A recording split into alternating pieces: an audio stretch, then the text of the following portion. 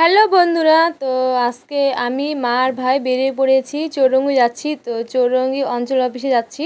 তো ভাইয়ের কিছু ডকুমেন্টস জমা দিতে হবে, তো সেই জন্য যাচ্ছি। তো অঞ্চল অফিসের সামনে যে কম্পিউটার দোকান আছে, ওই কাকুটা কিন্তু সব বয়স্কদের জলের বোতল আর বিস্কুটের প্যাকেট দিচ্ছিল।